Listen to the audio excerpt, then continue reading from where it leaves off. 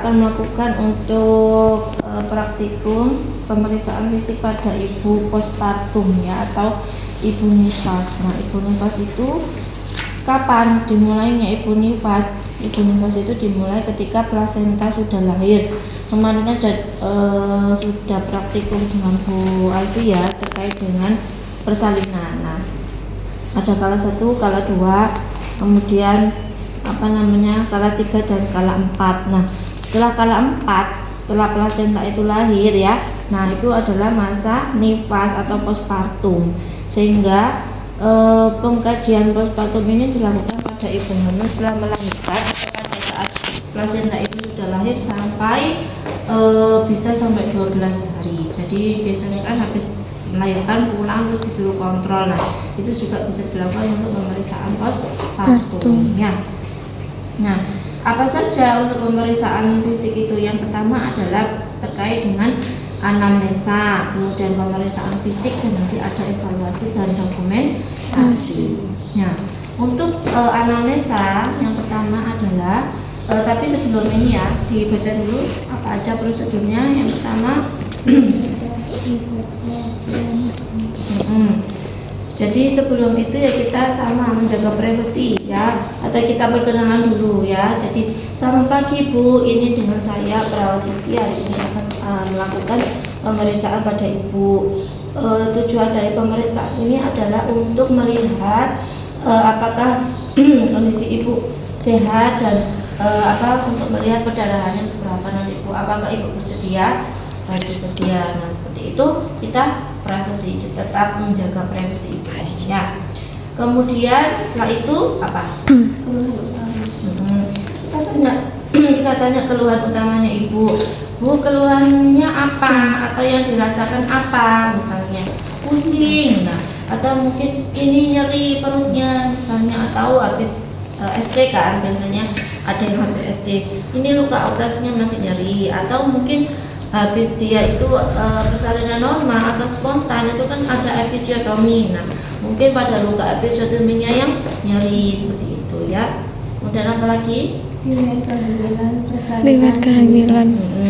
Riwayat kehamilannya kemarin persalinannya pakai SC ya, misalnya kayak gitu. Atau kemarin lahiran normal ya ibu gitu ya. Kemudian untuk darahnya yang keluar sudah banyak ya Bu? Ya banyak.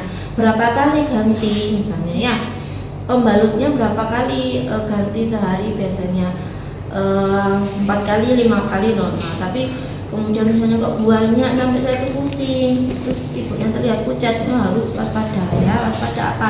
Nanti adanya hemoragi postpartum atau perdarahan setelah melahirkan ya.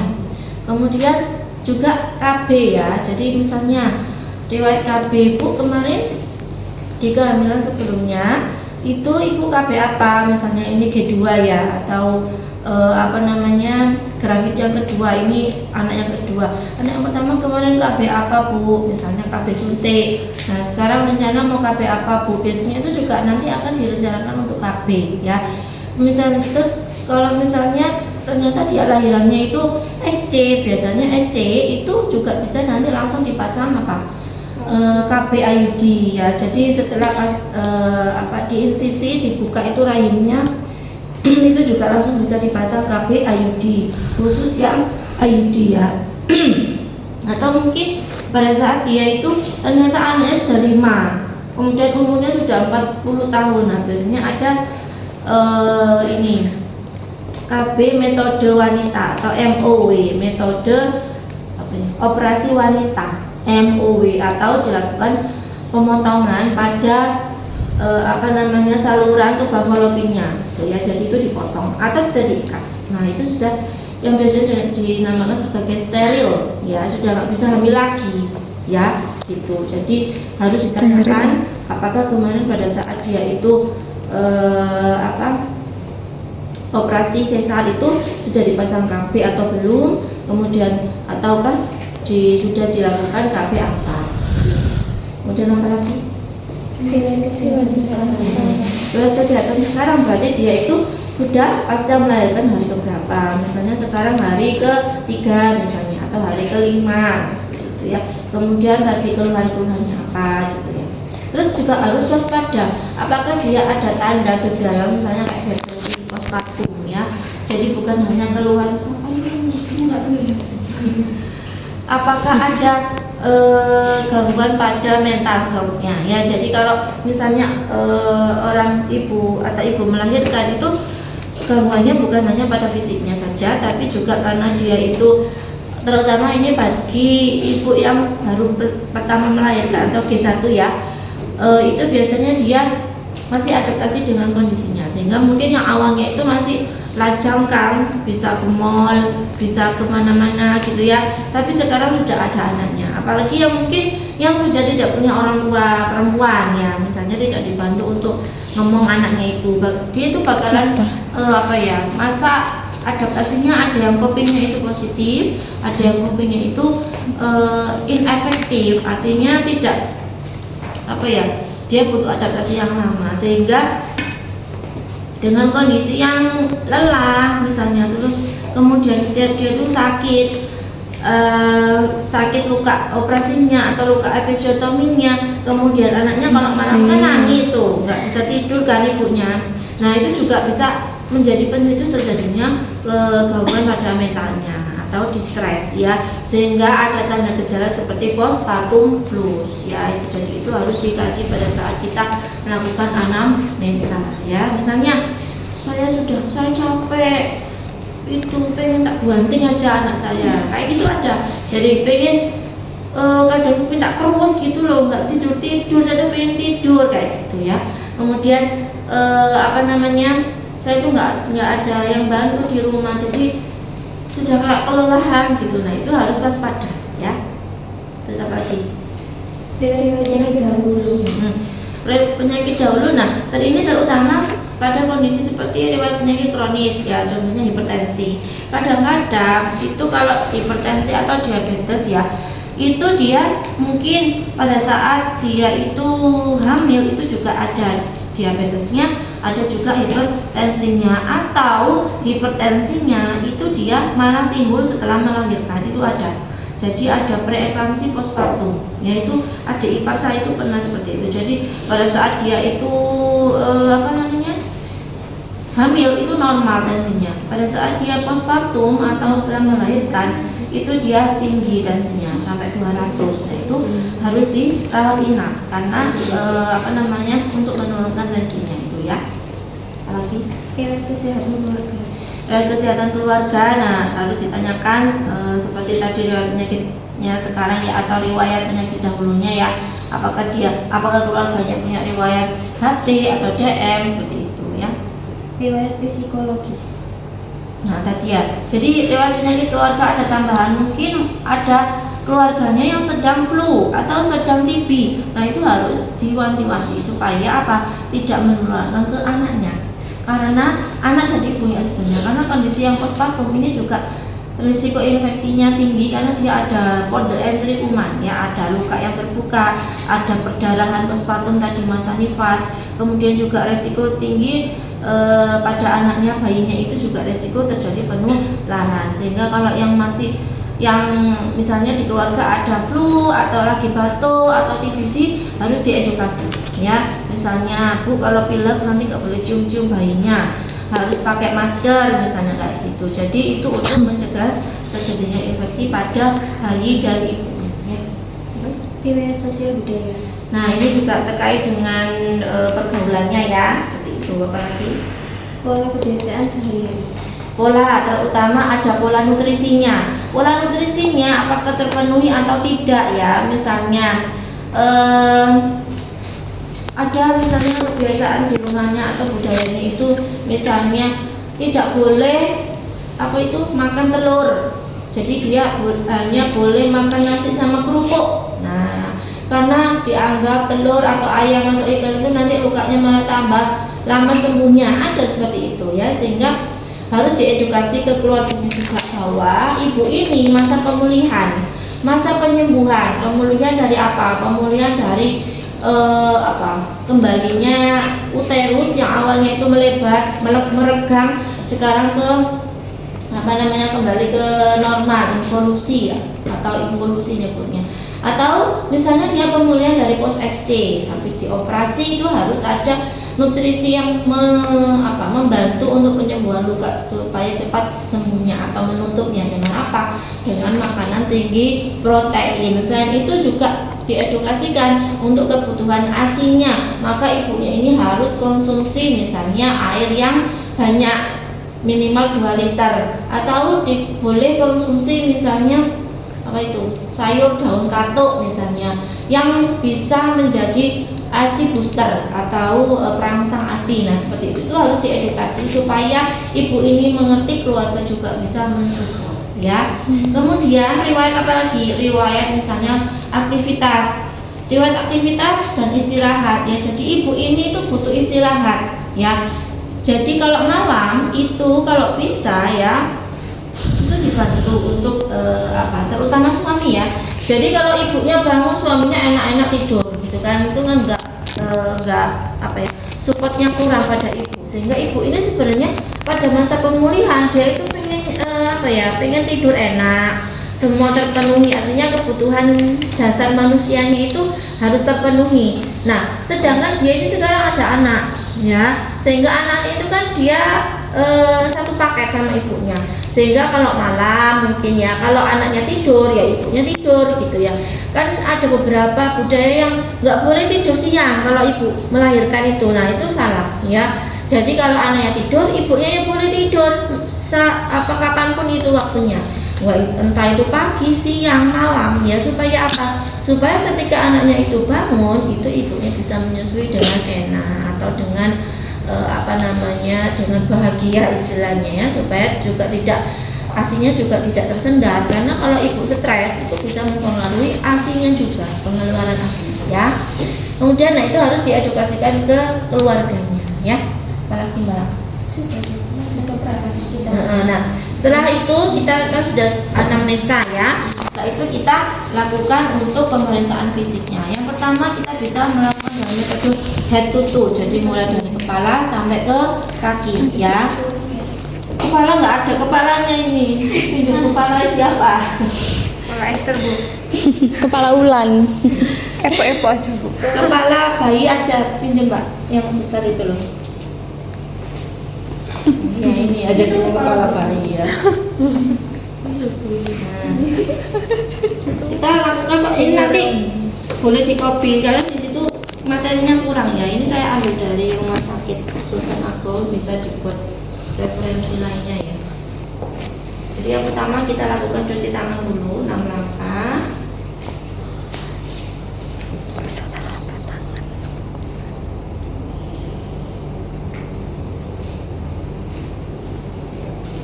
Kemudian kita pakai sarung tangan bersih aja karena ini prinsipnya bersih ya.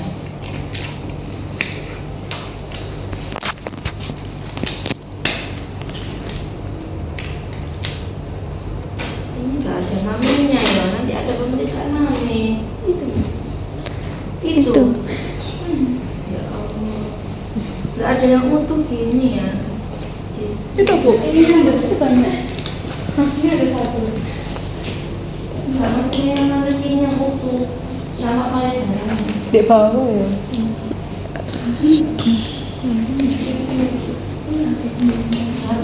Ini nanti pinjamin aja. Ini Esther. Kemudian Yang tahu bersih biasanya.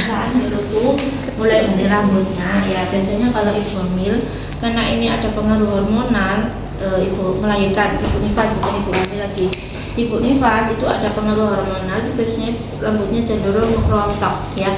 Jadi biasanya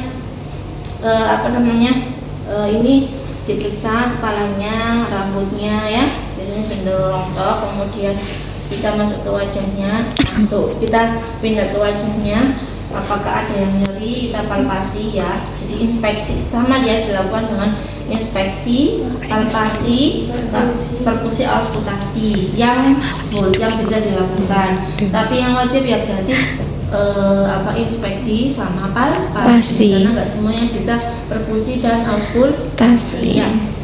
Dan kita palpasi wajahnya, kita palpasi apakah ada yang nyeri, kita lihat apakah wajahnya itu masih odem ya, karena biasanya kalau ibu hamil itu kan masih odem ya, bengkak. Nah pada saat ibu nifas ini apakah masih ada odem atau ada kloasma seperti ada kayak bintik-bintik itu kehitaman ya, jadi itu bisa juga ada pengaruh hormonal atau masih ada jerawatnya. Biasanya kalau dia itu pada saat hamil karena pengaruh hormonal itu juga masih banyak jerawatnya gitu ya. Dan kita palpasi konjungtivanya apakah dia pucat ya. Kalau pucat itu karena ini maksudnya pucatnya itu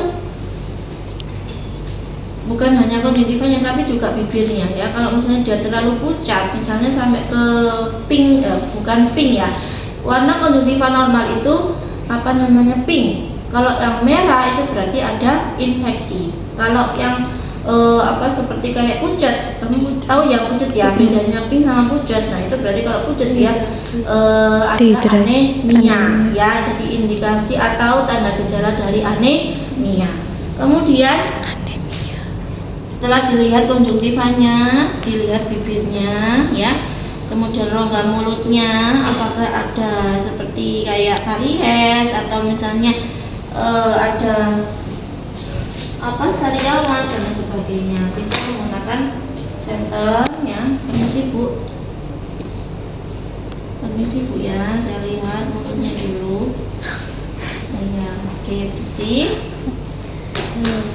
Kemudian kita setelah dari kepala kita masuk ke payudara atau pemeriksaan dada ya.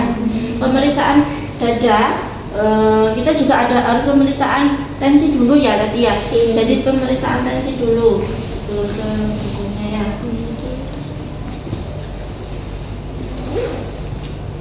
Tensinya siapa ini? Musuh anak kecil di tensi lah. Jadi pokoknya tensi ya ibaratnya ya. Ya. Ini ya, di tensi. Kemudian kalau hasil tensinya itu melebihi dari 120, misalnya dia ada kenaikan 30 mm Hg pada sistolnya, tahu ya sistol dan diastol ya, itu atau 16 pada diastol, itu berarti hati-hati adanya hipertensi pada postpartum ya, atau preeklamsi postpartum, sehingga harus segera dilaporkan ya. Jadi kalau ada kenaikan misalnya kok dia ada 150 ya, itu berarti harus dilaporkan bahwa dia itu ada tanda gejala hipertensi postpartum ya. Kemudian suhunya, diukur suhunya ya. Permisi Bu, diukur suhunya dulu. Nah, kalau diukur suhunya ternyata dia itu agak, misalnya memang kalau awal-awal nifas itu agak sumer ya, agak panas gitu badannya, karena dia ada proses tadi loh setelah melahirkan. Nah, kalau misalnya di atas 38 harus waspada ya, waspada adanya infeksi. Infeksi apa? Infeksi postpartum ya, karena tadi ada podoenterikuman, mulai dari ada luka SC atau ada luka episiotomi, juga ada darah yang keluar pada saat nifas itu loh dari perineumnya ya, sehingga itu menjadikan dia resiko tinggi infeksi, sehingga harus waspada kalau ada peningkatan suhu ya. Kemudian RR sama ya pokoknya TTV ya, jadi TTV itu mulai dari tensi, nadi, suhu sama RR ya. Oke, kemudian kita lakukan auskultasi dadanya ya.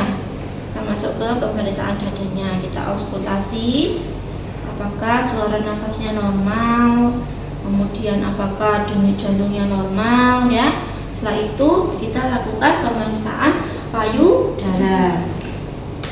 Nah, ini harus diperhatikan untuk pemeriksaan payudara. Maaf ya, ini ya. Kelihatan?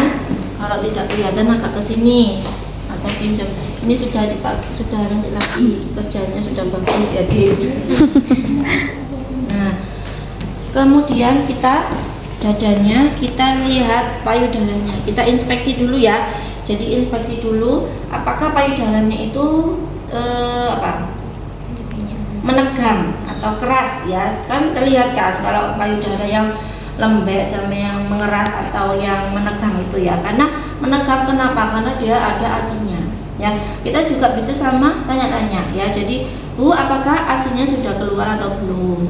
Sudah lancar keluarnya sudah lancar atau belum? Atau bisa jadi dia sampai demam tadi. Jadi kalau misalnya ada peningkatan suhu, bisa juga karena adanya mastitis atau peradangan pada ini payudaranya akibat aliran ASI yang tidak lancar. Itu namanya mastitis. Kalau Mastitis. payudara kan istilahnya mami ya, mamai ya. Sehingga kalau mastitis itu berarti adanya peradangan pada mami ya. Itu akibat pengeluaran ASI yang tidak lancar. Jadi kayak apa itu? Ngerangsemi istilahnya ya. Jadi kalau di Jawa itu istilahnya ngerangsemi ya. Setelah kita lihat area payudaranya, kita lihat area puting dan areola mamai ya. Jadi lihat apakah putingnya itu menonjol ataukah datar ataukah malah mendelep. Mendelep itu apa istilahnya? Masuk ke dalam. Mendelep. Ya, jadi lihat apakah putingnya seperti itu. Kemudian warna areola itu normalnya adalah kehitaman karena dia memang masa menyusui ya atau masa postpartum, sehingga warna ininya itu hitam dan agak melebar. Jadi kamu yang mungkin yang saya juga dulu perawan ya, maksudnya mengetahui perbedaan ketika sebelum melahirkan sama setelah melahirkan gitu. Jadi mungkin yang bagi yang belum melahirkan itu masih kecil, kemudian areolanya juga nggak terlalu hitam gitu ya.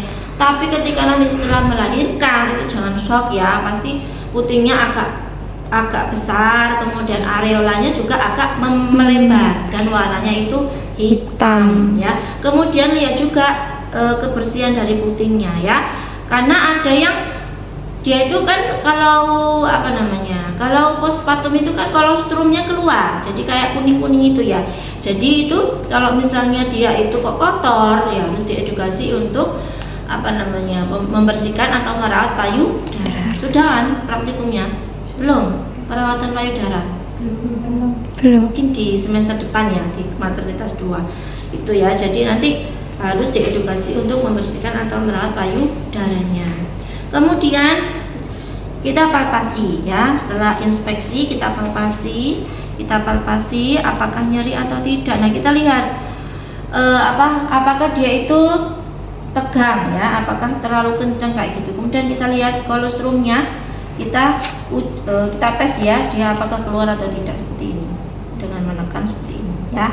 Jadi itu untuk melihat apakah kolostrum atau ASI. Kolostrum itu adalah ASI yang pertama yang keluar, cairan pertama yang keluar dari payudara ya. Nah, itu biasanya warnanya itu kekuningan, bukan yang putih kayak gitu ya. Itu paling bagus diberikan ke anak bayi karena itu imunoglobulinnya paling tinggi ya. Tuh ya. Jadi kalau misalnya, nah masalahnya kalau misalnya pasien itu ternyata kok putingnya mendelep, terus anaknya susah untuk menyusui, misalnya mengenali puting susah. Nah, itu harus nanti dilakukan tindakan lanjutan ya, tindakan lanjutan dengan merawat payudara, sama nanti bisa dengan spetnya ini kan dipotong kayak gini nih ya. Ini dipotong, kemudian ini dimasukkan ke putingnya ya, sesuai ukurannya ya, jangan terlalu kecil gini ya. Dipotong, kemudian dimasukkan putingnya kayak gini, terus disedot gitu ya. Jadi itu untuk mengeluarkan putingnya supaya tidak mendelep istilahnya ya. Nah, itu nanti berdarah ya dibersihkan ya. Jadi ini usaha untuk supaya anaknya itu supaya ibu itu bisa mengasihi atau memberi ASI eksklusif ya, sebagaimana caranya begitu ya. Kalau ibunya sudah ringan tapi kok putingnya itu ternyata tuh nggak bisa atau nggak keluar ASINya atau putingnya mendelep, itu juga dia sedih ya, karena kok aku nggak bisa menyusui ya. Nah, itu jadi rasanya itu kayak nggak jadi wanita sempurna istilahnya ya. Jadi kita harus juga harus mendukung ibunya itu, karena dia sudah ada niat ya. Karena ada beberapa ibu itu yang tidak mau menyusui dari awal, nah itu harus juga mindsetnya harus dirubah ya. Itu untuk payudara. Selanjutnya apa Mbak? Pernafasan tadi sudah ya. RR sama saluran nafas sudah ya. Terus apa lagi? Sirkulasi jantung tadi sudah. Jantung sudah auskultasi. Nah sekarang abdomen.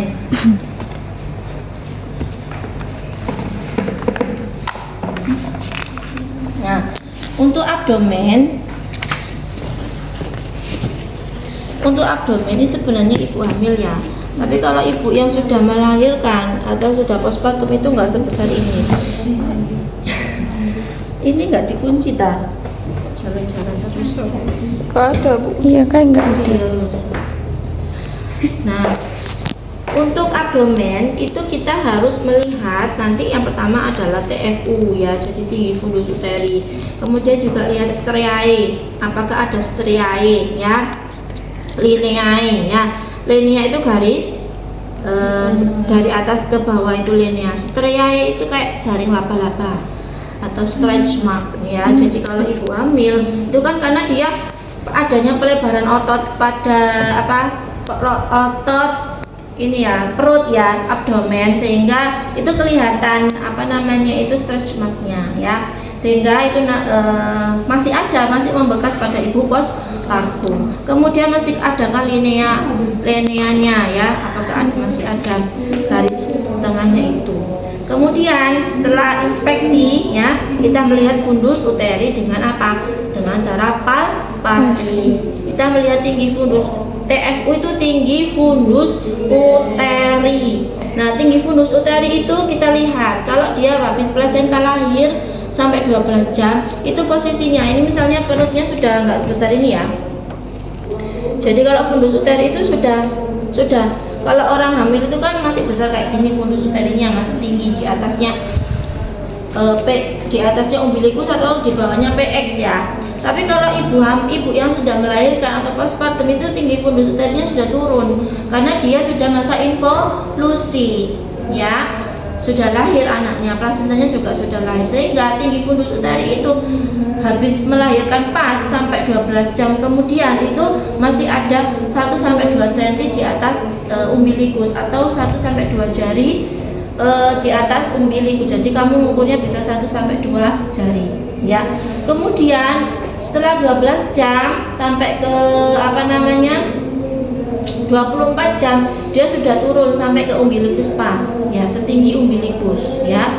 Kemudian setelah sampai 24 jam sampai 3 hari dia sudah sampai di atas ini namanya simfisis pubis ya, tulang di atas vagina, di atas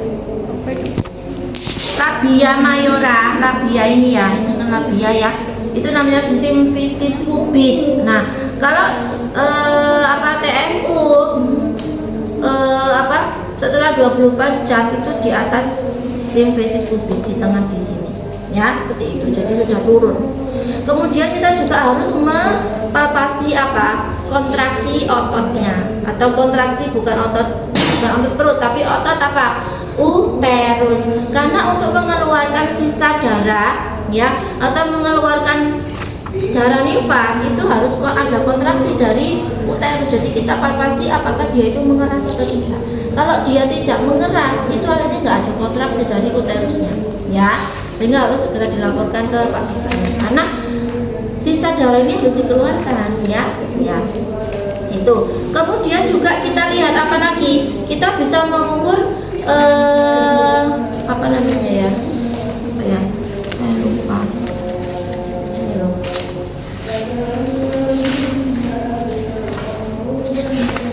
Diastasis rectus abdominalis. Nah, itu adalah peregangan otot. Istilahnya diastasis rectus abdominalis, peregangan otot yang terjadi ketika setelah melahirkan ya. Nah, itu bisa diukur ya.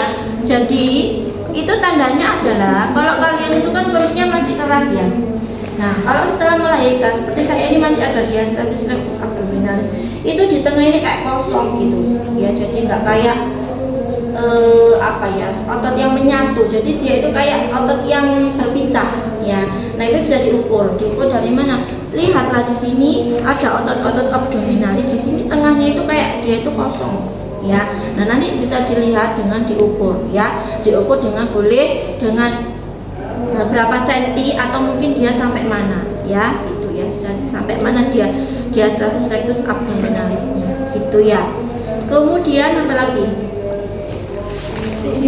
Setelah pemeriksaan abdomen, Ekstremitas. nah, sebelum ekstremitas belum selesai ya. Ini dulu genitalia dulu ya. Jadi kita periksa genitalianya ya. Kita lihat, inspeksi dulu genitalinya apakah ada odem ya. Kemudian dari area vagina ini apakah ada odem. Kemudian juga apakah ada kemerahan atau mungkin ada seperti kayak jamur. Nah, kemudian kita buka pembalutnya ya. Kita lihat seberapa banyak lokeanya. Lokea itu adalah darah yang keluar setelah postpartum ya. Ada 3 jenis lokea. Di sini nanti ada ya, pelajari ya.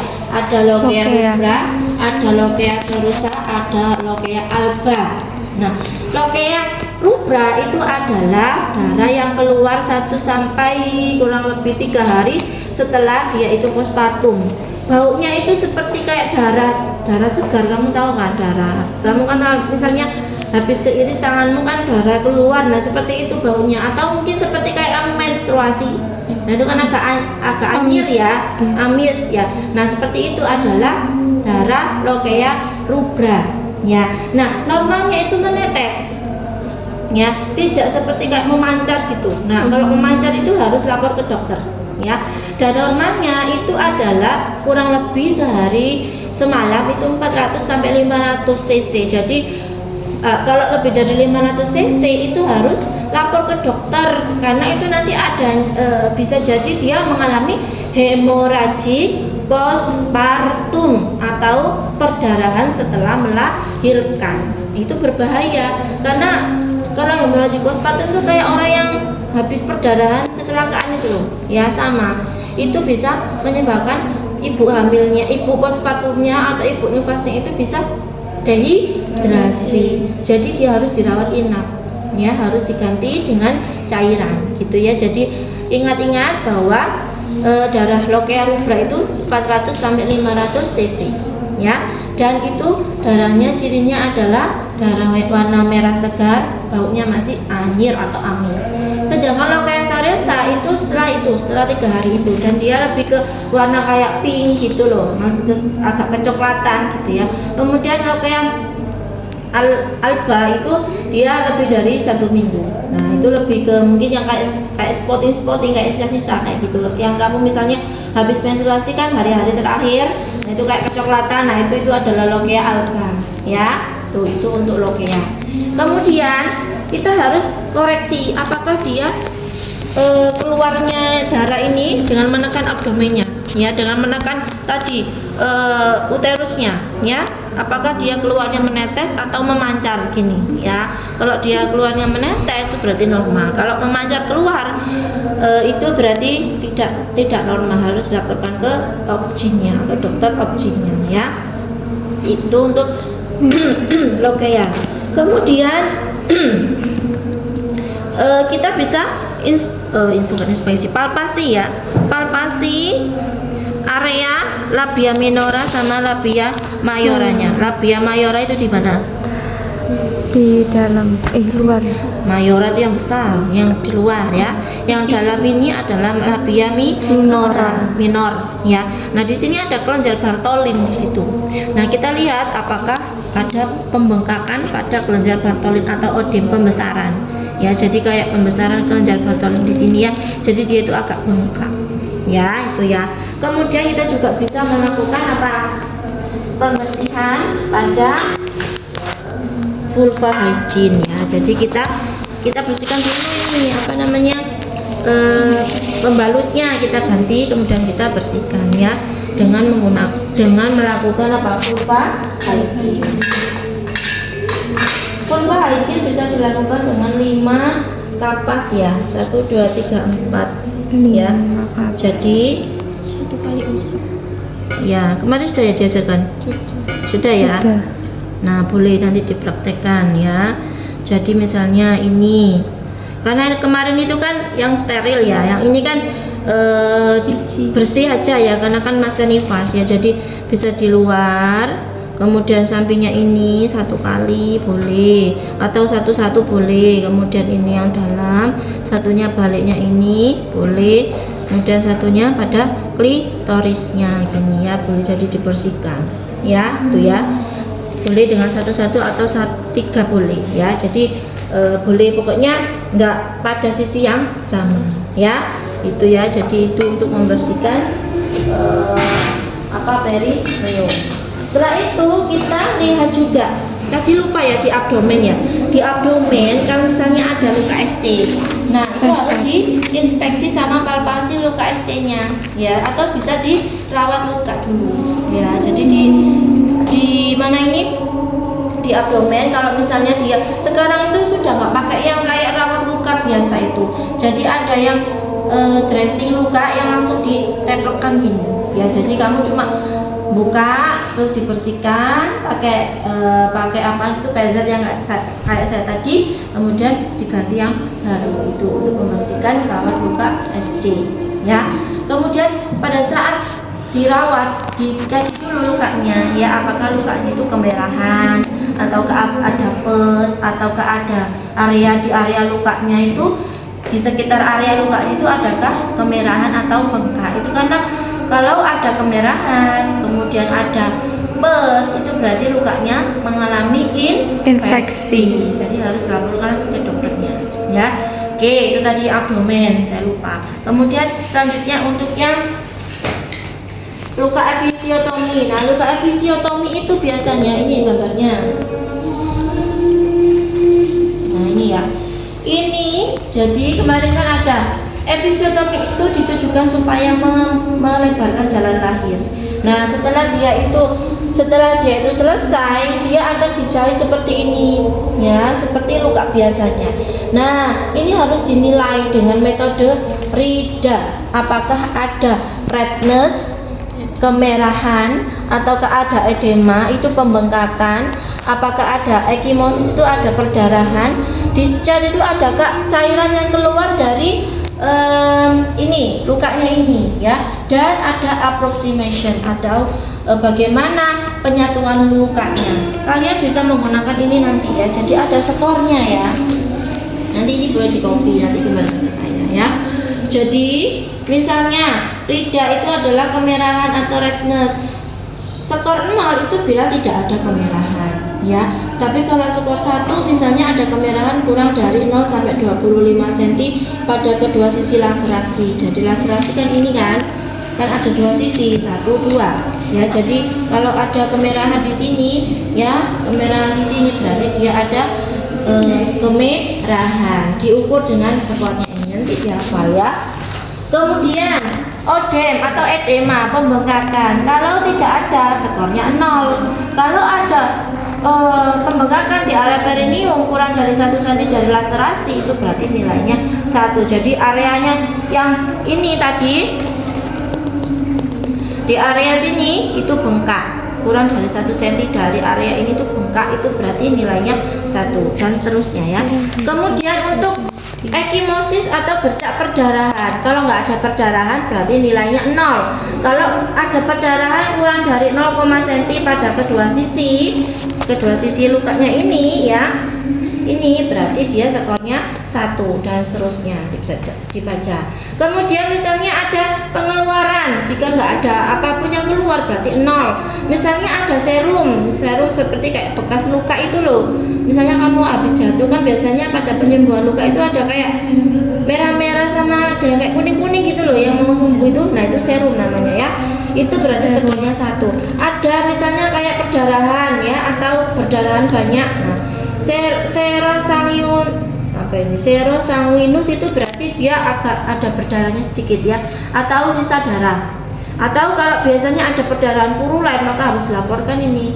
Jadi harus bisa ulang ya episiotominya, atau bisa dirawat atau bisa diberi obat anti perdarahan. Kemudian ada approximation, lihat penyatuan lukanya. Apakah penyatuan lukanya itu sudah tertutup? Tertutup berarti seperti ini. Tertutup sempurna, berarti nilainya 0, berarti sudah bagus ya. Kalau misalnya dia kok agak melebar sedikit, nah itu berarti nih jarak kulit 3 mm atau kurang, berarti kan ada jeda, ada jaraknya ya. Itu berarti nilainya 1 dan seterusnya. Nanti bisa dibaca ini ya, itu ya. Nah, nilainya yang bagus bagaimana? Yang bagus itu nilainya 0. Jadi 0 semua itu bagus. Heal berarti sudah sembuh. Kalau misalnya moderate heal ya sedang ya, ada fase penyembuhannya sedang, berarti 1 sampai 5. Kalau dia sudah belum sembuh, berarti nilainya 11 sampai 15. Itu berarti dia belum sembuh. Nah, itu kan harusnya ini. Nah, nanti dilihat normalnya itu, sembuhnya itu 7 sampai 14 hari, karena ini masuk pada fase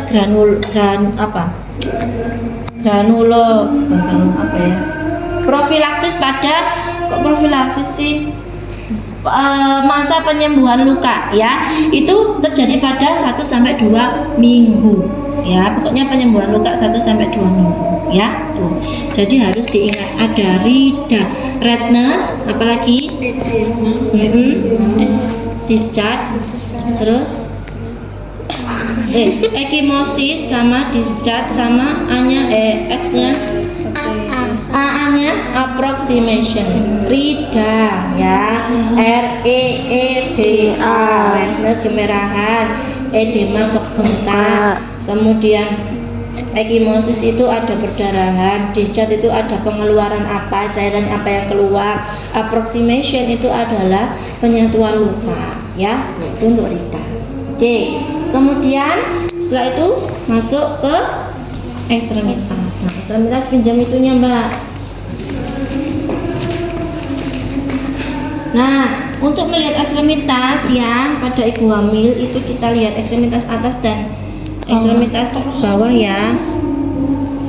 Kita lihat tangannya ini apakah dia kekuatan ototnya normal atau tidak. Sudah bisa kekuatan otot yang semester 1 yang room. Nah ya, apakah dia bisa bergerak dengan normal, kekuatan ototnya berapa. Kemudian kita juga harus mengkaji refleks kaki, refleks lutut ya, patelanya ya. Bu, permisi ya. Boleh seperti itu ya. Kemudian apakah kita lihat juga apakah di sini misalnya ada seperti kayak varises ya, seperti itu. Jadi itu harus semua hasil pengkajiannya harus dilaporkan ke dokter ya, atau objin yang bertanggung jawab ya, itu ya. Sudah, mungkin ada yang kurang nggak? Lihat apa yang belum saya jelaskan.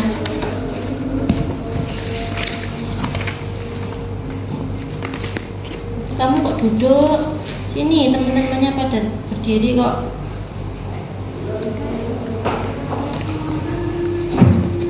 Sudah ya? Vulva sudah, vagina sudah, konsisten ya sudah, episiotomi sudah semua. Oke, mungkin ada yang mau ditanyakan terlebih dahulu. Sudah jelas? Bu Isti tadi kan ya. Kalau misalnya sebelum hamil atau saat hamil normal, tapi ketika habis melahirkan itu hipertensi atau tekanan darahnya itu meningkat. Nah, ini bisa disebabkan bukan karena vaskularisasinya yang tidak normal, tapi karena kondisi postpartumnya, sehingga itu harus diobati dengan obat hipertensi yang khusus untuk ibu hamil.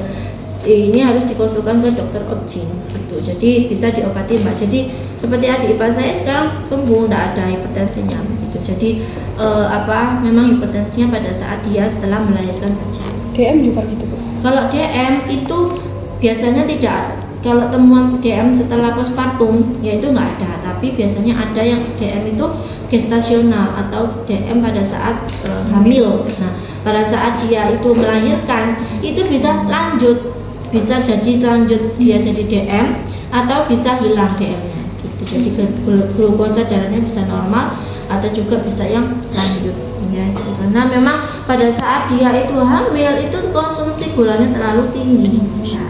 Jadi kondisi orang berbeda-beda. ya. Jadi bisa lanjut ya Bu kalau Bisa. Jadi ada yang temuan yang dia itu karena gestasional tadi itu bisa lanjut di DM di kehidupannya itu. Ya. Ada pertanyaan lagi? Sudah cukup? Sudah ya. Semoga nanti kayaknya nggak diujikan ya, nggak di-OSCE-kan nanti tapi harus belajar nanti karena dipraktekkan di rumah sakit. Kalau kamu nggak bisa ya gimana ya. Jadi semua tindakan itu tidak menunggu diujikan, tapi harus bisa ya, harus bisa karena nanti kalau kamu di rumah sakit itu sudah dipercaya bahwa kamu bisa, jadi harus belajar ya. Kemudian nanti kalau kayaknya itu ujiannya APN atau ANC ya, jadi harus bisa level 1 sampai 4. Kemudian APN yang kemarin yang panjang itu harus dipelajari ya. Sudah cukup ya? Bu, kalau di sininya misalnya ada benjolan gitu itu kenapa ya? Di mananya? Di sini ya, di atasnya payudara, di dadanya sini. Nah, itu harus benjolannya itu karakteristiknya bagaimana? Kalau dia itu nyeri ya, itu harus segera bisa ke dokter. Kalau misalnya dia itu kok tidak nyeri, dia mengikuti pergerakan ya, itu itu bisa kelenjar atau kadang-kadang nyeri juga ya. Kadang-kadang ada yang tidak nyeri tapi dia nggak ikuti pergerakan, itu berarti harus setiap benjolan menetap tidak hilang itu harus periksa ya. Tapi kalau hilang, misalnya 1 minggu ada benjolan nih, karena misalnya kamu ada infeksi di sini, misalnya ada luka terus infeksi atau sakit gigi, ya di sini terus ada benjolan terus nyeri, nah itu bisa hilang nanti karena itu kelenjar ya. Tapi kalau misalnya dia menetap ya, tidak awalnya nggak nyeri terus lama-lama kok nyeri ya dan menetap tidak hilang, itu harus periksa ya, karena ditakutkan itu bisa tumor ya atau lain sebagainya. Jadi harus ada pemeriksaan lanjutan ya. Termasuk tadi misalnya ibu hamil, ibu postpartum misalnya, dia kontrol setelah 2 minggu kok ternyata ada benjolan, nah itu harus diperiksakan ke dokter ya. Karena seperti saya dulu saya sering mastitis ya, karena mungkin tidak rajin numpang, sering mastitis sehingga ada saat usia anak 1 tahun itu ada benjolan. Nah, benjolan ini ternyata bukan yang sifatnya tumor, ternyata dia itu adalah bekuan dari ASI yang sampai besar, dan itu dioperasi yang diambil jenisnya itu adalah ASI ya, jadi yang ASI yang sudah mengeras ya. Jadi itu harus memang pada saat kita nanti kan persiapan ini misalnya mau hamil, melahirkan, itu jadi harus rajin untuk perawatan payudara ya. Ini sebenarnya bukan hanya untuk pasien ya, tapi itu warning buat kalian juga semua, karena ini penting untuk perempuan ya, karena laki-laki mungkin tidak menyusui tapi dia juga punya payudara, tapi mungkin dia nggak resiko mastitis, tapi mungkin riwayat seperti resiko untuk tumor payudara juga ada, tapi lebih besarnya ke perempuan. Laki-laki bisa Bu? Iya bisa, ada temuan tumor payudara ada ya. Sudah? Kalau sudah saya cukupkan. Nah, jangan lupa nanti ketika pada saat setelah selesai pemeriksaan fisik harus didokumentasikan, karena nanti masuk atau dilaporkan ke dokter obgyn gitu ya. Kemudian setelah itu kita rapikan alat dan cuci tangan ya. Baik, kalau sudah selesai ini Mbak Yasin datang. Kalau sudah selesai tidak ada yang menanyakan, saya akhiri pertemuan hari ini. Semoga bermanfaat dan semoga bisa dipelajari. Nanti yang